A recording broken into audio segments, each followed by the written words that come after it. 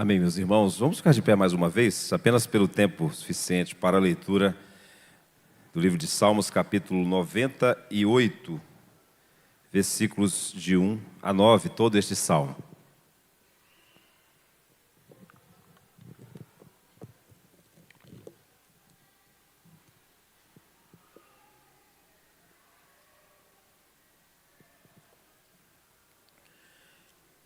Salmo 98 nos diz assim: Cantai ao Senhor um cântico novo, porque Ele tem feito maravilhas. A sua destra e o seu braço santo lhe alcançaram a vitória. O Senhor fez notória a sua salvação, manifestou a sua justiça perante os olhos das nações. Lembrou-se da sua misericórdia e da sua fidelidade para com a casa de Israel. Todos os confins da terra viram a salvação do nosso Deus. Celebrai com júbilo ao Senhor todos os confins da terra. Aclamai, regozijai-vos e cantai louvores. Cantai com harpa louvores ao Senhor, com harpa e voz de canto, com trombetas e ao som de buzinas. Exultai perante o Senhor, que é Rei. Ruja o mar e a sua plenitude, o mundo e os que nele habitam.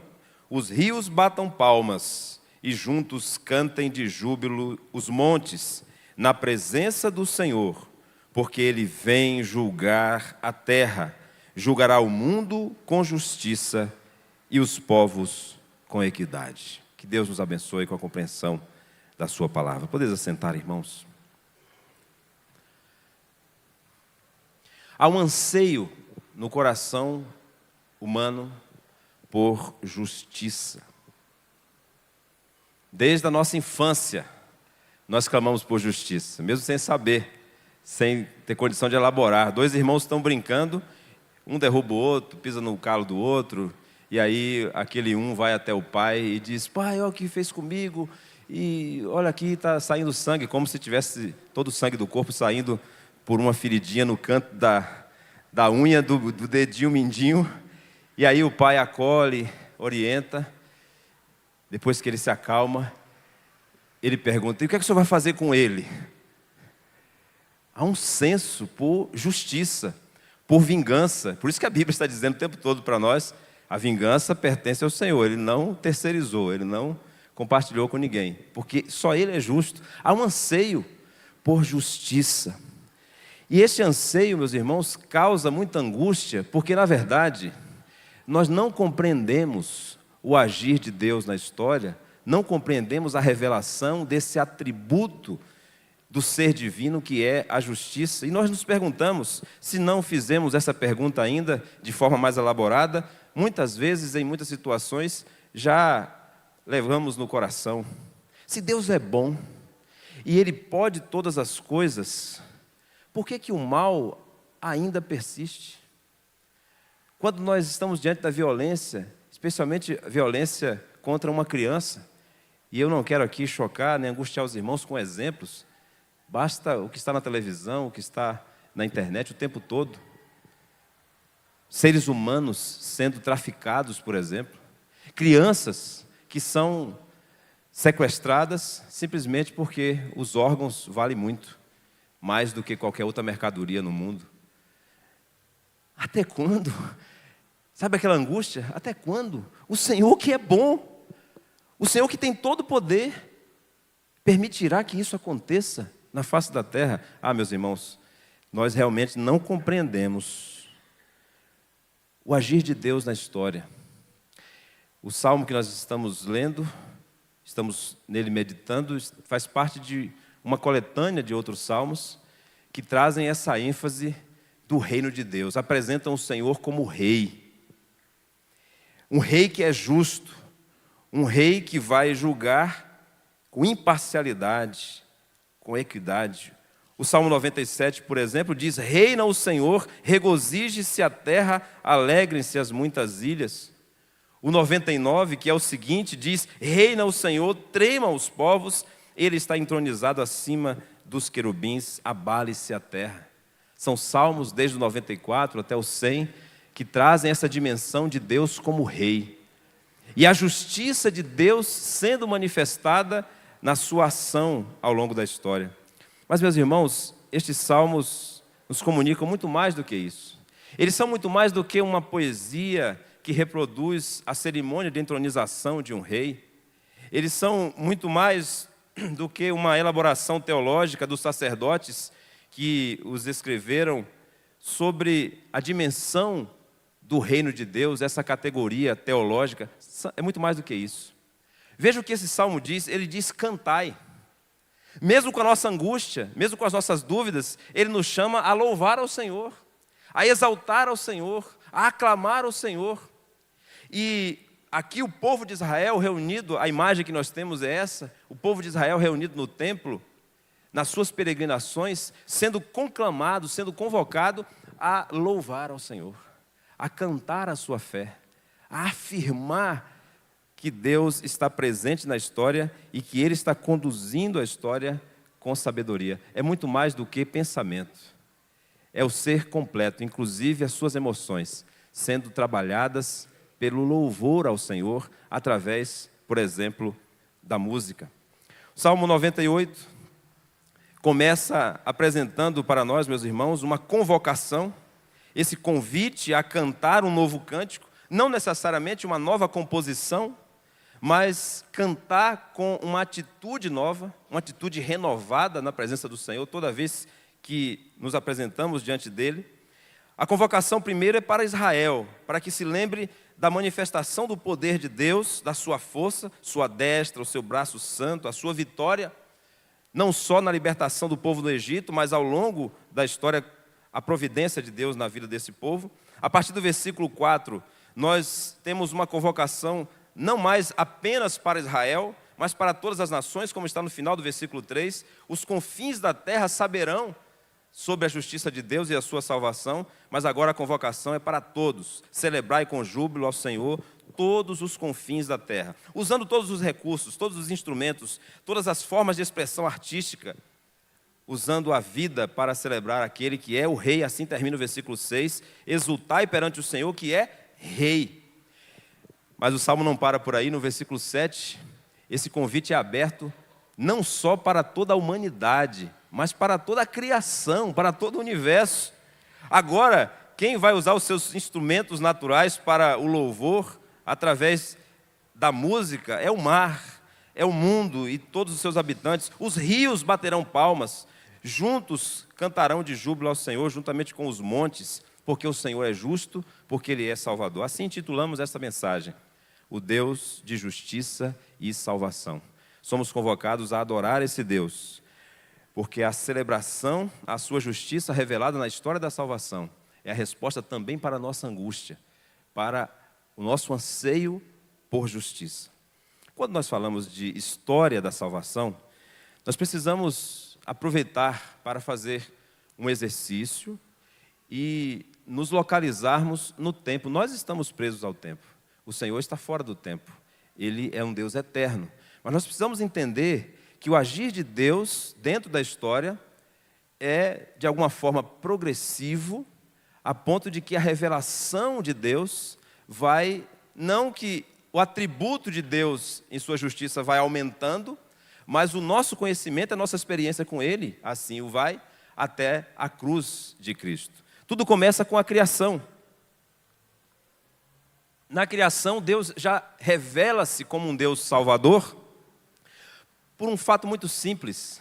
Ele sabia que o ser humano ia pecar. Por que então permitiu? Por que então o criou? Você já se fez essa pergunta? Ele sabia de todas as coisas, por que então cria? Porque a decisão de criar já é uma decisão salvífica, já é uma decisão para a revelação da sua graça salvadora e da sua justiça.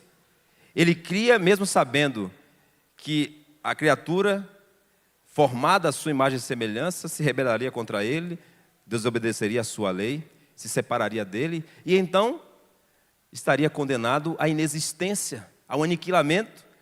O fato de Deus criar e se dispor a manter o ser humano vivo durante toda a história é um testemunho da sua graça. Então, a revelação de Deus, que é um Deus de justiça e salvação, já se manifesta na criação.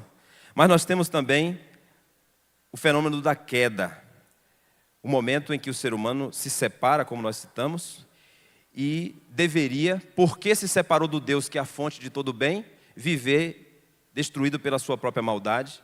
Porque se separou de Deus, que é a fonte da vida, não deveria mais existir. Porque fora de Deus não há vida. Então, mesmo na queda, mesmo naquele momento em que Deus julga o homem, a mulher, a serpente, ainda assim Ele está demonstrando a sua graça e a sua misericórdia, porque não aniquilou o ser humano. E aí nós vemos as consequências do pecado. Primeiro na relação com Deus, o homem se escondendo com medo, distante de Deus. Todos pecaram e destituídos estão da glória de Deus, como diz Paulo em Romanos 3, 23. Na relação familiar, na relação com o próximo, o conflito, a transferência de culpa, de responsabilidade, a desarmonia, a desordem. Inclusive na relação também com a natureza, a perda da harmonia criada por Deus naquele belo jardim, o Jardim do Éden. A história da salvação inclui a criação, começa nela, passa pela queda, Deus preservando, o ser humano criado à sua imagem e semelhança, mas tem o seu ápice, tem o seu ponto culminante na cruz de Cristo. No momento em que o Deus justo se oferece a si mesmo, na pessoa do seu Filho eterno, perfeito, no lugar dos injustos. Não havia um justo sequer, e Ele morreu no meu lugar e no seu, nós que somos pecadores. Essa é a maior manifestação do Deus de justiça e salvação.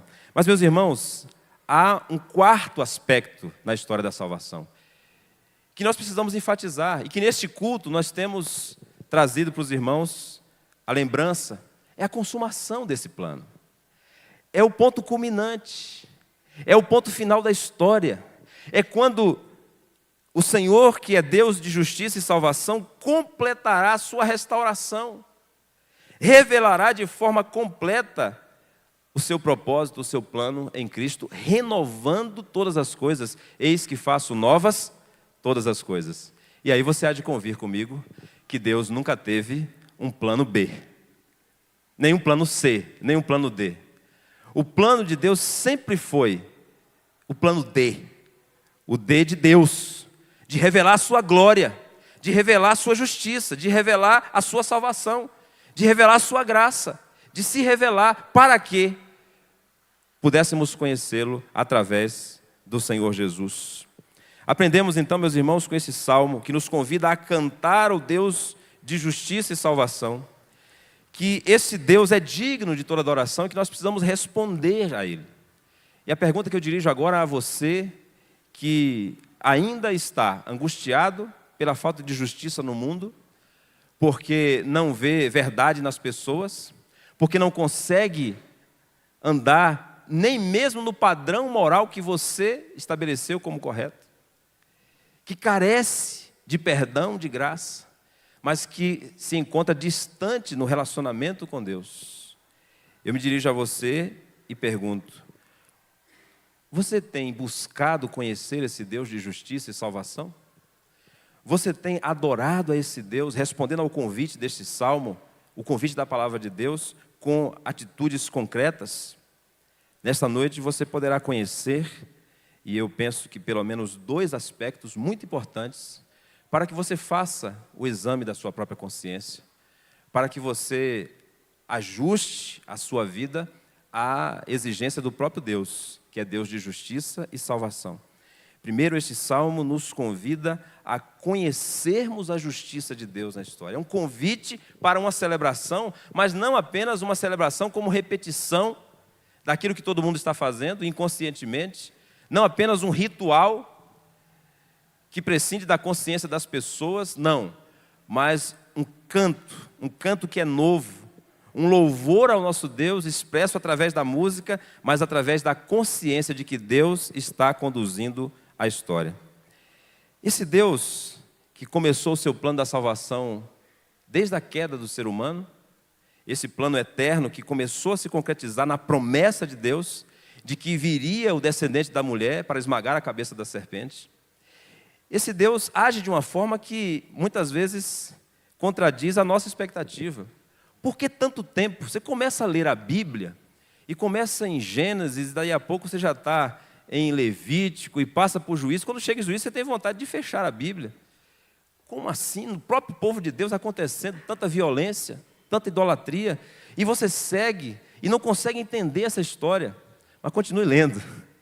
Continue. Em algum momento, o Espírito Santo vai usar. Quem sabe quando você estiver lendo o livro de Isaías, e o profeta começar a falar de maneira mais clara sobre o Messias, essa promessa que está desde o início da história, e você continua lendo e perguntando, mas por que tantas crianças foram mortas? Por que tantas guerras? Porque os próprios líderes do povo pecaram de maneira tão desastrosa. Como assim? Por que Deus tolera tudo isso? Isso não sou eu que estou dizendo. O apóstolo Paulo, quando estava em Atenas, nós lemos hoje o capítulo 18, mas no capítulo 17, ele está dizendo aos atenienses em seu discurso que Deus não levou em conta, diz Atos 17:30, Deus não levou em conta os tempos da ignorância. Agora, porém, notifica aos homens em todos os tempos e em toda parte, se arrependam. Vejam bem, como a palavra de Deus vai nos deixando a chave para entendermos o agir de Deus na história. Ele não leva em conta o tempo da ignorância. Quantas pessoas, quantas nações estão desviadas do Senhor, fazendo abominações diante do Senhor. Mas Ele está chamando a todos ao arrependimento.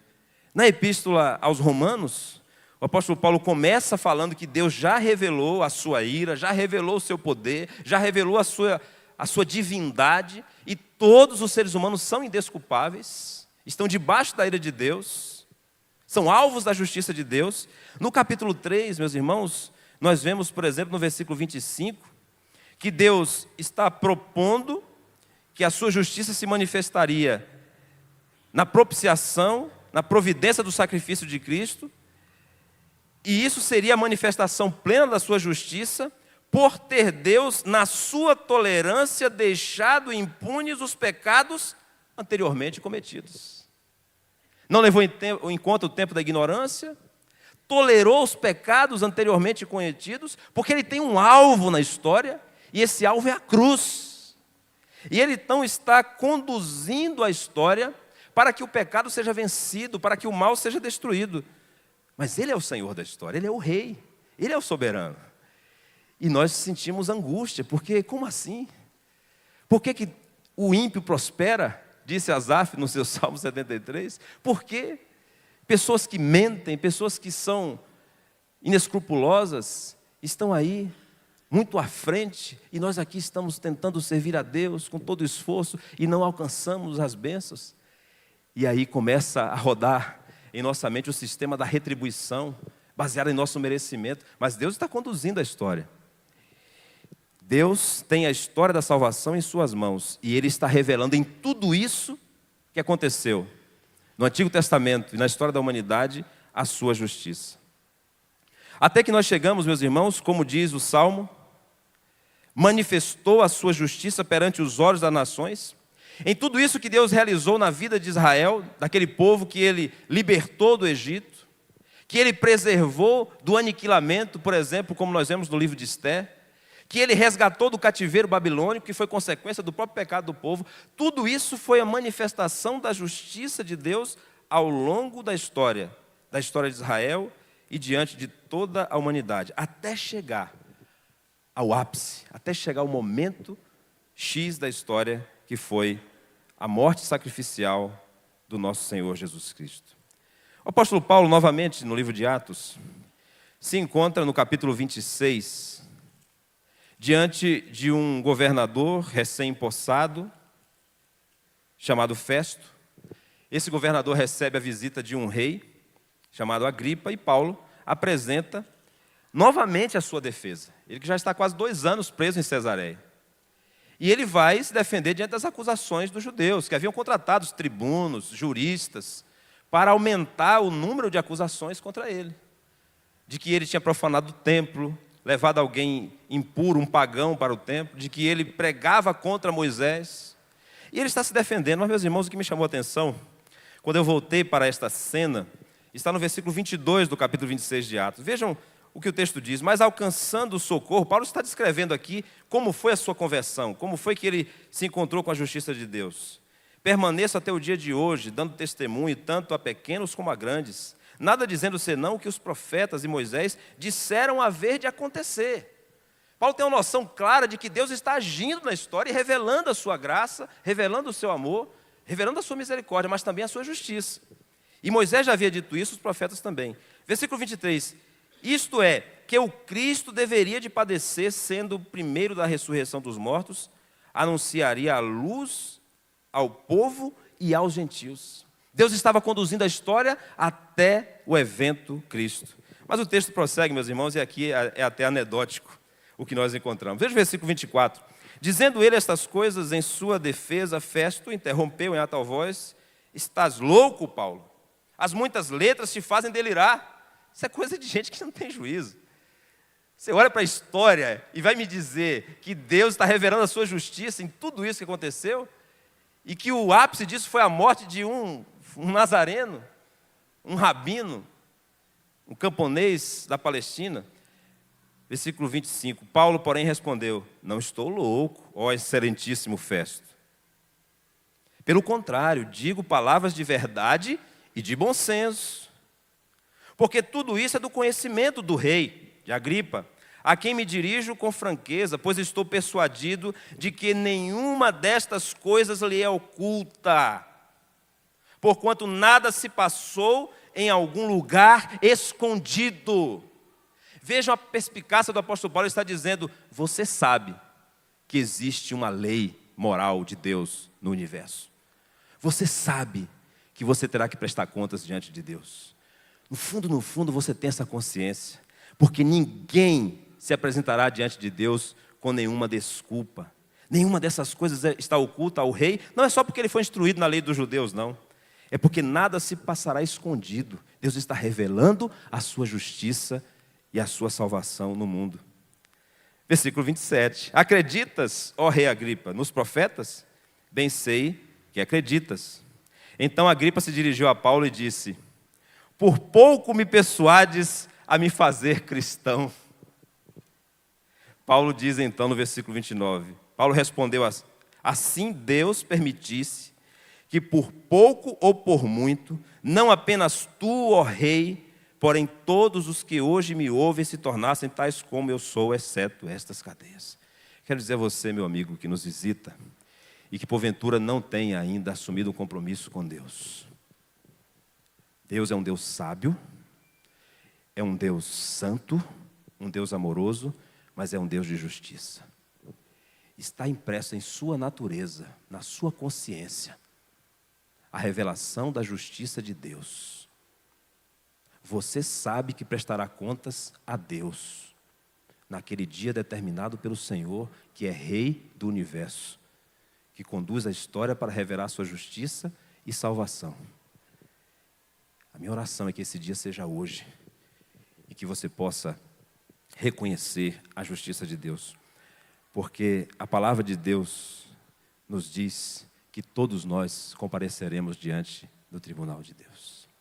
Existe na natureza humana a impressão desta consciência da lei moral. C.S. Lewis disse isso, e disse com palavras que eu não posso simplesmente parafrasear. Quem sou eu para parafrasear C.S. Lewis? Eu preciso citá-lo. Veja o que ele diz, no final do primeiro capítulo do livro Cristianismo Puro e Simples. Estes são, então, os dois pontos que eu gostaria de destacar. Primeiro, que os seres humanos de todos os cantos do mundo têm essa ideia curiosa de que devem se comportar de determinada forma e não conseguem realmente fazê-lo. Em segundo lugar, os indivíduos, na verdade, não se comportam dessa forma.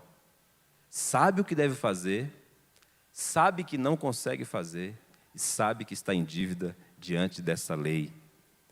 Eles conhecem a lei moral, disse C.S. Lewis, mas a transgridem. Esses dois fatos são a base de todo o pensamento claro sobre nós e sobre o universo. Meu amigo, há um Deus e há uma lei moral de Deus, diante da qual nós precisaremos prestar contas. E somente pelo sacrifício de Jesus, o justo que morreu pelos injustos, nós poderemos receber a justiça de Deus, a salvação de Deus. Cantai ao Senhor um cântico novo, porque Ele tem feito maravilhas, porque Ele tem revelado a sua justiça e a sua salvação ao longo da história, e a história de Israel, a sua libertação do Egito, o êxodo, e toda a providência de Deus em preservar esse povo do Messias, até a chegada do Rei Messias, o Rei de justiça e salvação, foi a manifestação da justiça de Deus para que ninguém fosse desculpável diante de Deus. Diz a palavra de Deus para você de uma forma direta: reconheça a justiça de Deus na história, na sua consciência, e renda-se a Ele como um súdito. Ele é rei. A única forma de você responder dignamente a um Deus de justiça e salvação é se posicionar diante dele como um súdito. Essa é uma atitude necessária. O Salmo convoca, como eu disse, Israel para o louvor, convoca os confins da terra, todas as nações, os gentios, convoca a natureza, convoca a criação, e afirma isso dizendo que todo esse canto é uma antecipação do juízo final. É uma antecipação daqueles que alegremente estarão na presença de Deus. Aqueles que já reconheceram que são súditos do Rei de justiça e salvação, podem cantar e podem dizer: Ele vem julgar a terra. Ele vem julgar a terra. Curiosamente, paradoxalmente, a certeza do juízo final não causa espanto, não causa tristeza naqueles que estão cantando, naqueles que cantam a fé no Deus de justiça e salvação. E eles até clamam pela vinda desse Senhor que vai julgar a terra com justiça e os povos com equidade. Há um clamor na humanidade e na natureza pela revelação final de Deus no final da história. Nós devemos conhecer a justiça de Deus revelada na história da salvação, mas também devemos esperar o juízo de Deus no fim da história. Aqueles que já se renderam ao rei, como súditos, esperar cantando. Aqueles que ainda não fizeram, devem ter temor e tremor diante do Senhor. Porque a humanidade clama, meus irmãos. A desigualdade entre as nações, a desigualdade social, a violência doméstica, as pessoas que são abusadas nos próprios lares, crianças que têm a sua vida marcada, toda a sua história, por aqueles que para elas sempre foram cuidadores. Até quando? Haverá um dia em que todo o mal será punido. Haverá um dia em que o pecado será totalmente aniquilado. Haverá um dia em que um inocente não derramará uma lágrima. Haverá um dia em que uma pessoa que tem necessidade da verdade vai se sentir satisfeita, porque não haverá mentira. Haverá um dia, e esse dia está no controle daquele que é o Senhor da história. Os versículos 7 e 8 nos apresentam agora uma cena, meus irmãos, que é uma cena que valeria um filme de Hollywood. Toda a natureza gritando, como que eufórica, dizendo: vem, Senhor, vem e traz justiça e equidade. O mar, os rios, os montes. Nós lembramos o apóstolo Paulo em Romanos 8, 22 e 23, dizendo que a natureza, a criação, está gemendo, aguardando a manifestação dos filhos de Deus. E eu comecei a meditar nessas duas cenas. Por um lado, a natureza que está fazendo coro a esse novo cântico, ao Deus de justiça e salvação, e celebrando. Por outro lado, a natureza que está gemendo, aguardando esse dia da libertação, da restauração completa, da conclusão da obra de Deus, a consumação do plano de Deus. Nós só podemos entender assim. Há uma diferença sim. Há dois tipos de expressões aqui. A alegria daquele que sabe que o Rei de justiça e salvação é o seu Rei, e ele estará na presença desse Rei eternamente. E a natureza que está demonstrando os efeitos do pecado, os efeitos da maldição do pecado sobre si, por causa da opressão, por causa da mentira, por causa da ganância. E assim, meus irmãos, nós entendemos de uma forma mais direta que nesse versículo 9 nós temos uma menção clara à volta do nosso Senhor Jesus Cristo. Que dia é esse? É o dia da volta do Senhor. Versículo 9 diz: na presença do Senhor, porque Ele vem julgar a terra. É uma afirmação da volta do Senhor de maneira pessoal e visível. A certeza de que o Senhor voltará, como nós já cantamos aqui, respondendo a este salmo. Lucas capítulo 11, versículo 2, naquela versão do texto chamado de Pai Nosso, diz essa frase que nós devemos repetir todos os dias. Não estou dizendo que você deve repetir o Pai Nosso todo dia. Você deve orar com espontaneidade, em espírito e em verdade, mas se lembre de pedir isso que Jesus ensinou que você peça: venha o teu reino. Então Ele os ensinou, quando orares, dizer assim: Pai, santificado seja o teu nome, venha o teu reino. Nós devemos desejar a volta do Senhor, a volta triunfal desse rei vitorioso que manifestou a sua justiça ao longo da história. Nós devemos esperar e, além disso, devemos clamar pela volta do Senhor. Nós temos na história exemplos que são dantescos, que são terríveis. E eu me lembrei de um quando meditava nessa passagem. Como a esperança do ser humano pode levá-lo, sem a consciência desse plano de Deus, ao desastre, à tragédia. Por exemplo, a ascensão do regime nazista na Alemanha. Qual o antecedente principal do nazismo na Alemanha? A Primeira Guerra Mundial, a derrota da Alemanha. E a atribuição de uma culpa. Por que nós somos derrotados? Por que tanto vexame? Por que essa frustração? A culpa tem que ser de alguém. Lembra do menino que estava com o dedo machucado pelo irmão? E eles? A culpa tem que ser de alguém. É até infantil. De quem foi a culpa? Dos judeus. E o sentimento antissemita aflorou e simplesmente acende um regime totalitário, extremista, que dá vazão ao orgulho da nação, dizendo que eles eram de uma raça superior, de que eles eram melhores do que as outras gentes. E então nós temos a tragédia da morte de 6 milhões de judeus, por exemplo, para ficar só nesse dado. Isso é um exemplo que está na nossa história, mas é um exemplo que está também em nossa vida. Toda vez que nós não exercitamos a esperança, como está nessa declaração: venha o teu reino, toda vez que desviamos a esperança da conclusão da história da parte do nosso Deus, a volta do Senhor, nós vamos investir tudo que temos, tudo que somos nos bens materiais. Muitos, infelizmente, em entorpecentes, em entretenimento. Na dinâmica pessoal, muitas vezes estamos escravizados por aquilo que está nos afastando da nossa real esperança, que é a volta do Senhor. Nunca invista a sua esperança em nada que seja parcial ou passageiro. Esse é o recado para você nessa noite.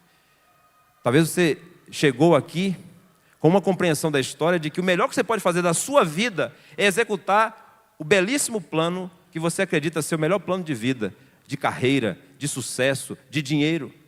E você vai investir tudo nisso, sem a certeza de que um dia você terá que comparecer diante daquele que estabeleceu a lei moral do universo, aquele que é o Deus de justiça e de salvação.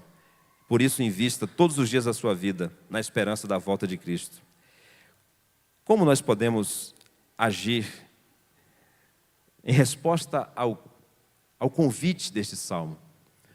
Nós não devemos cantar um cântico de vingança, não devemos cantar um cântico de desespero, devemos cantar um cântico que afirma o nosso relacionamento com Deus. E nós escolhemos nessa noite cantar que nós temos um grande amigo e que o nosso relacionamento com Deus hoje permanecerá eternamente. Então você tem a oportunidade nessa noite de expressar a sua fé em Deus, não por medo de um juiz diante do qual você comparecerá, mas hoje, pela graça de Deus, como um amigo que quer se revelar a você de maneira pessoal.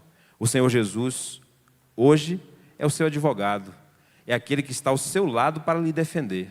Quando Ele voltar, lembre-se disso, Ele voltará como juiz da história. Mas hoje você pode desenvolver um relacionamento com Ele como o seu melhor amigo, para aprender dele sobre a justiça e a salvação do nosso Deus.